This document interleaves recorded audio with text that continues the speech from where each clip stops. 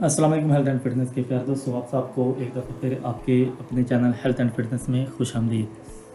پیارے دوستوں، گرمیاں آنے والی ہیں اور ہر انسان تقریباً بدبو سے، پسینے کی بدبو سے پریشان رہتا ہے۔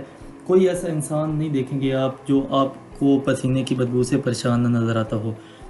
آس پاس کے لوگ اور رشتہ دار وغیرہ، گھر میں رہنے والے تو دور کی بات ہے، بلکہ اپنے آپ سے بھی انسان کو کبھی کبھی پسینے کی بدبو سے بہت ناگواری گزرتی ہے۔ تو آج اسی لحاظ سے ہم ہیلتھ اینڈ فٹنس چینل میں آپ کو کچھ ٹپس، کچھ گھریلو نسخے بتائیں گے جس کو کرنے سے آپ کو بغلوں سے آنے والی بدبو سے چھٹکارے کے لیے آسان اور مفید نسخہ ملے گا۔ پیارے دوستوں، پرفیوم لگانے سے بھی آپ کو اتنی اچھی خوشبو نہیں ملتی ہوگی جتنی آج میں آپ کو بتاؤں گا۔ آپ کو ایک اچھی خوشبو کا مزہ لینے کو ملے گا۔ بغلوں سے آنے والی بدبو سے چھٹکارا کے لیے آسان اور مفید نسخہ۔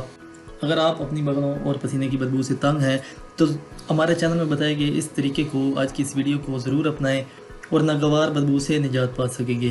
پھر دوستوں، آج کی اس ویڈیو میں کچھ چیزیں بتائیں گے جن کے آپ نسخے تیار کر کے اپنے لیے استعمال کر سکیں گے، سپرے کے طور پر یا ویسے مشروب کے طور پر۔ سب سے پہلی آج کی ہماری لسٹ میں جو چیز ہے وہ سیب کا سرکہ ہے۔ ایک بوتل میں پانی ڈال کر اس میں سیب کا سرکہ اور لیمو کا رس شامل کریں اور ہر روز صبح سویرے اس محلول کو بغلوں میں سپرے کرنے سے بدبو آنی ختم ہو جائے گی۔ آپ چاہیں تو دن میں 2 یا 3 بار بھی یہ محلول استعمال کر کے اپنی بغلوں میں سپرے کر سکتے ہیں۔ آج کی ہماری لسٹ میں جو دوسرا نام ہے وہ لیمو ہے۔ لیمو کا آپ کیسے استعمال کر سکتے ہیں جو کہ پسینے میں تیزابیت ہوتی ہے، لہذا لیمو میں موجود پی ایچ اس کے لیے بہت اچھی ہے۔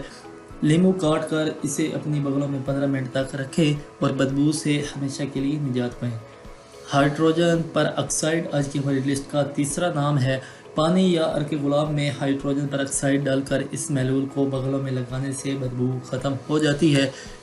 دوستوں، آج کی ہماری لسٹ میں جو چوتھا نام ہے وہ ٹی ٹرائی آئل ہے۔